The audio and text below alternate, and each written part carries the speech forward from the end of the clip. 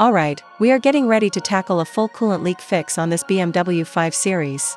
The vehicle we have here is a 2021 to 2023 long wheelbase model. It has around 100,000 kilometers on it. Any 4-cylinder model from this exact same era can use this video as a reference for the preparation materials, as long as yours has the B48TU, which is the Gen 2 engine. This video targets the big three components of the cooling system, some auxiliary coolant hoses, and we've also included detailed notes on how to clean the radiator. BMW owners, feel free to like and save this video to use as homework. Honestly, coolant leaks are very easy to fix, so there's no need to stress. Next up, let's take a look at this specific car and get into the details of our prep work.